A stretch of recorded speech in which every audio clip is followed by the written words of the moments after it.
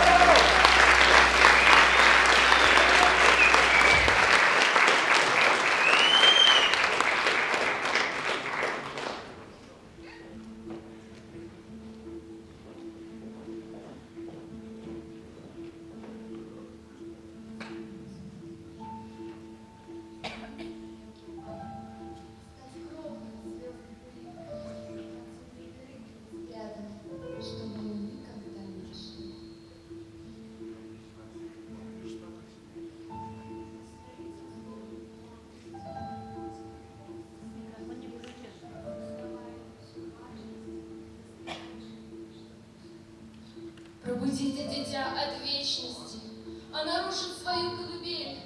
Жить в состоянии беспечности, самовольно падая в тень. Здесь младенец влюбился в небо. Отпустите его кочевать. Это чувство красиво и слепо. Он хочет звездою сиять.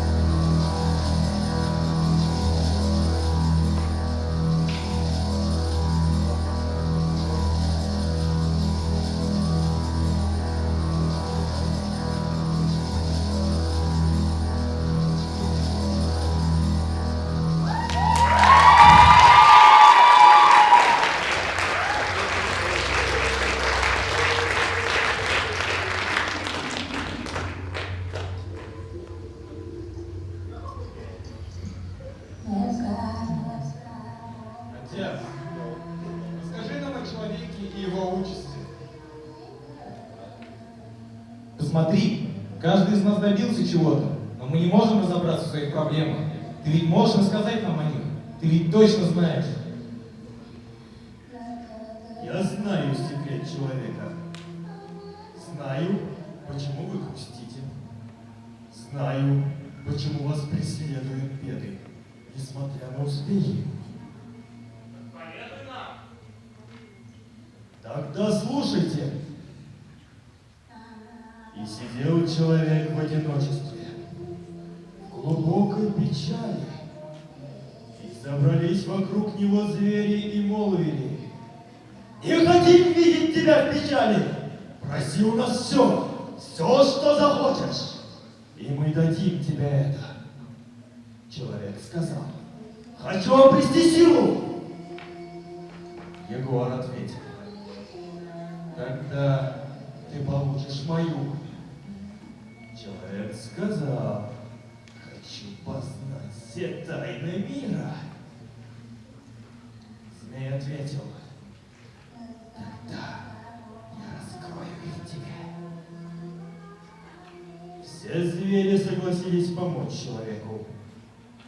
А когда человек получил все дары, которые могли дать ему звери, он ушел.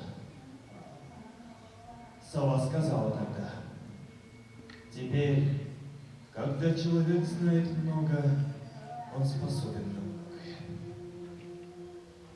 И знаете, почему-то мне стало страшно. Олень ответил: «Нет, ты посмотри, он ведь знает теперь все, печаль покинет его». Сова ответила: «Нет, человек изголодался. Теперь он хочет брать, брать и брать до тех пор, пока земля не скажет ему: мне нечего тебе дать. У меня ничего не осталось».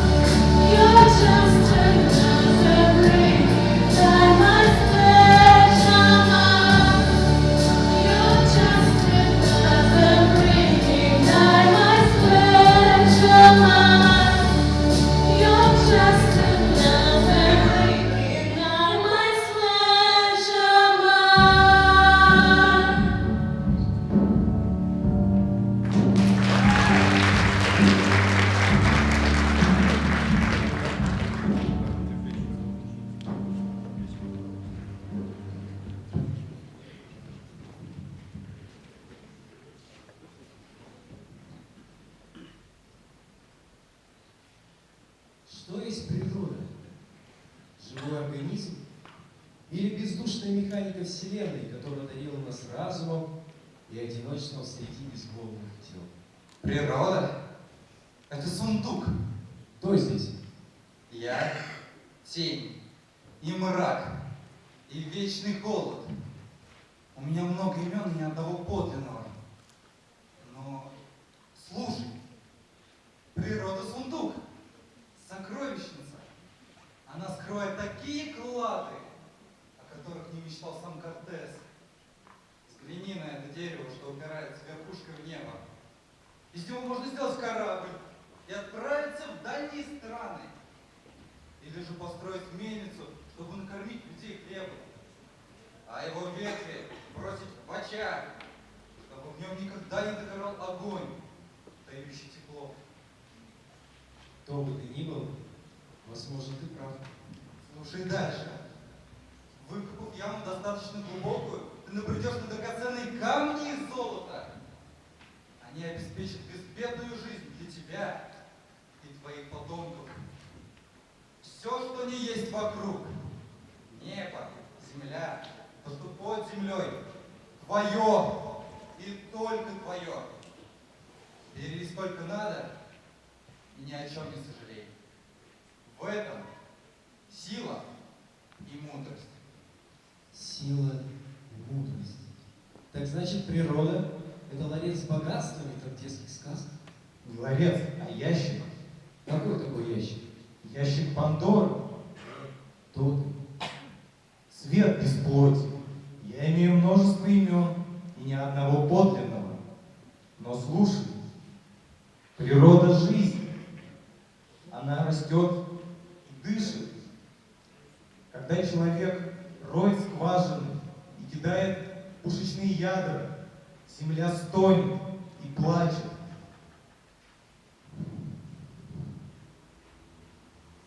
Он не может даже ничего сказать. Все это брехня. Энергия, про которую он говорит, она течет под землей. Достань ее оттуда. Достань, заставь играть мир по своим правилам. Ты мнишь природу? Ты мнишь природу бессмысленной игрушкой. Да кто ты такой?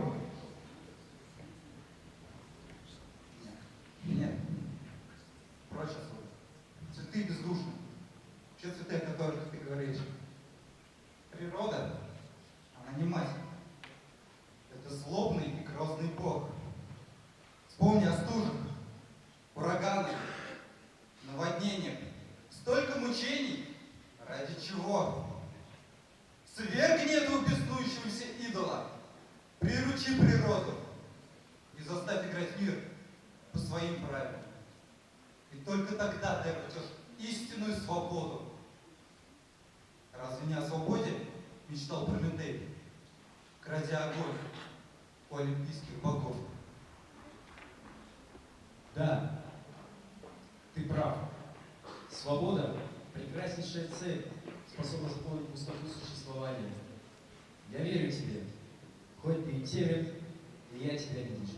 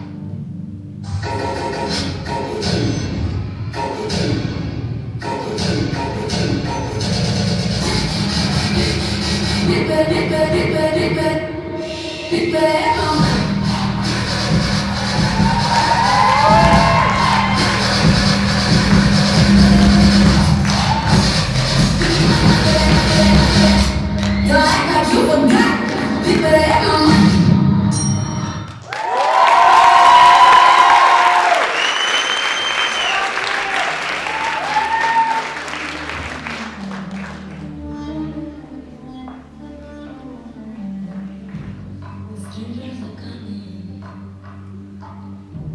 They control your house. Secure all and say, not guilty, not guilty. Where's your mind? Your mind you cries. You think you're God, but everyone dies. Don't slow and slow. Our souls.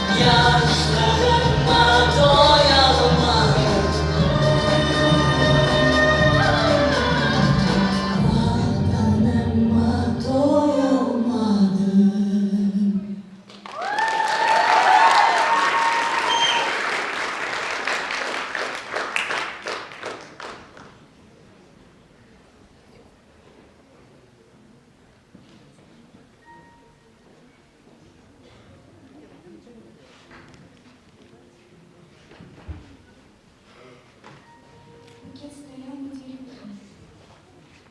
Цветы завяли. Я следил лепестки. В гнетущей комнатной тиши чуть слышно опадали. Так боролся за него. Срезал концы и воду менял 2 раза в сутки, но смерть обмануть нам не дано, как и саму природу. Я помню, что принес домой срок в полдень жаркий. Там был лишь клевер луговой, ромашки, травы, зверобой, все, что нашел я в парке. И сразу в комнате моей, до духоты нагретой, вдруг стало шире и светлей, как будто запах шел с полей, и поселилось лето.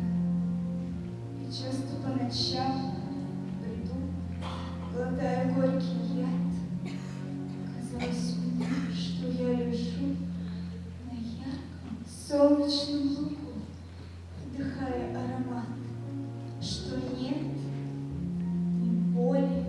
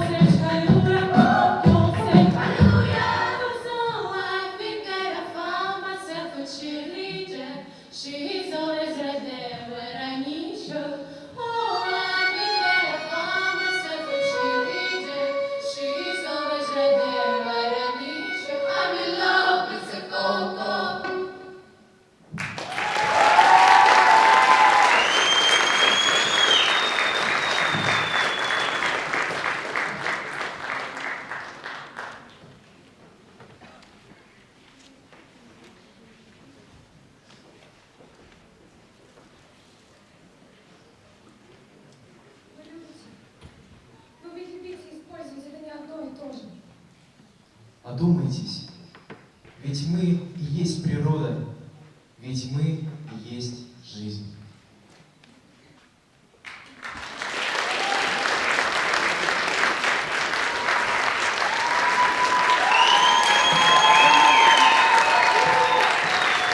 Спасибо огромное. Перед вами выступали студенты исторического факультета.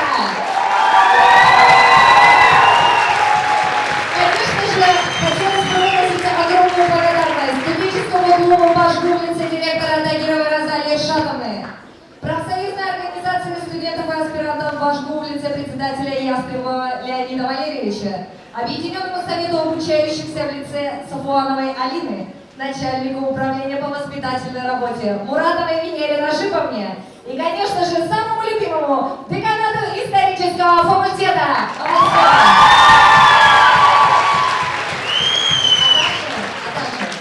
Мы выражаем огромную благодарность за предоставленные подарки Joy Knit. Создай аксессуар своей мечты. Joy Knit — это не только две сестры, любящие вязать, но они монстры своего дела, и они все делают на славу. Joy Knit, создай аксессуар своей мечты. Для торжественного слова и награждения на сцену приглашается декан исторического факультета Хабибулин Рустем Камилевич. Бурные аплодисменты.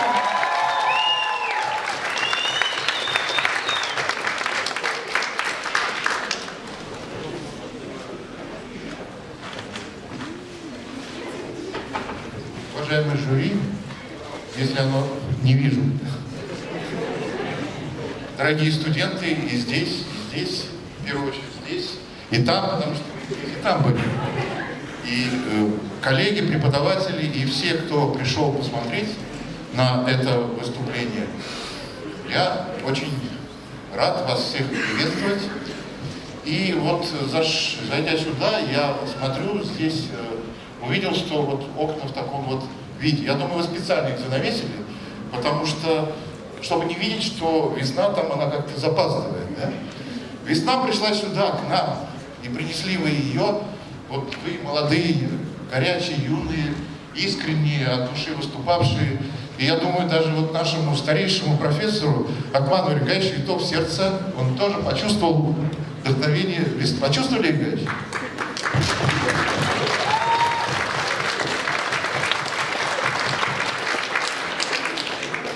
И настолько все было искренне, замечательно, от души. Профессиональное жюри, конечно, оно профессионально, оно будет смотреть и оценивать с точки зрения своих критериев. Но я думаю, что вот если сейчас мы эти вот черные уберем занавески, то там будет вот такая уже зеленая природа. Весна наступит и там, потому что вы так искренне здесь выступали, что я думаю, это должно не остаться незамеченным не только здесь, но и там. И, наверное, конечно, будут какие-то, там, я не знаю, найденные с профессиональной точки зрения, возможно, недостатки или как-то назвать. Но, как у каждого родителя, дети его самые лучшие. И для нас вы, в общем-то, наши дети, и вы самые лучшие. Если бы я был вашим, я горжусь вами, спасибо, что вы такие замечательные. И мы постараемся быть достойными вас. И история, наверное, она имеет свое начало, но история не имеет, она бесконечна. И вы уже попали в историю, попали в исторический факультет и попали в историю весны студенческой. И давайте будем историческими оптимистами насчет нашей ситуации вот в студенческой весне. Я вас поздравляю, горжусь вами, спасибо вам большое.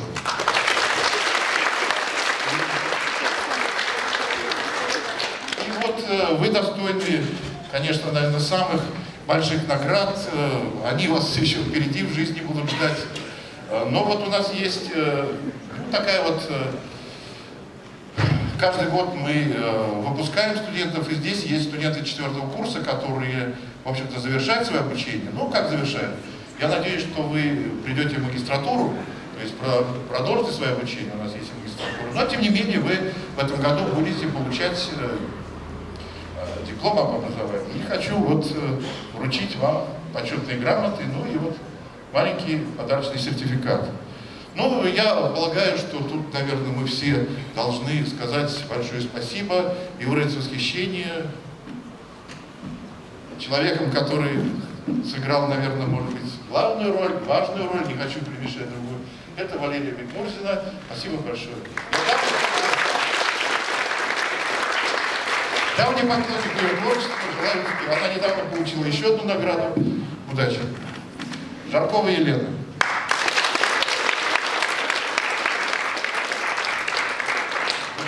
Замечательно. Спасибо. Александр Макул.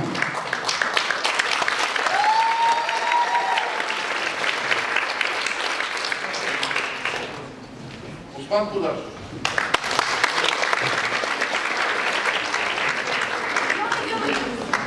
И пока он идет. Награда его неожиданно.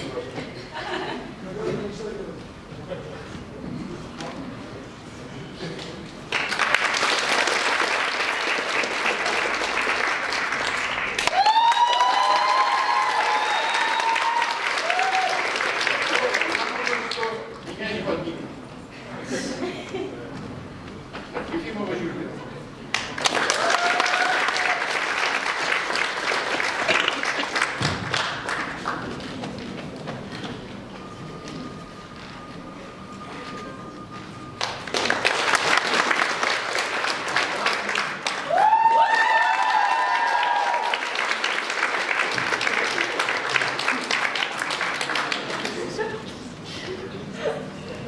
Артем Нейман.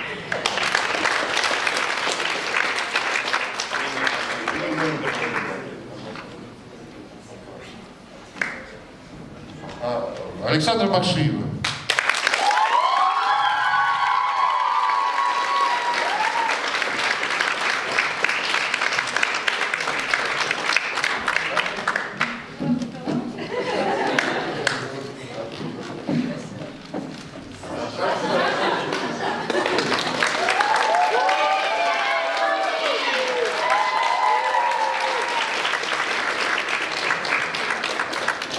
Спасибо вам.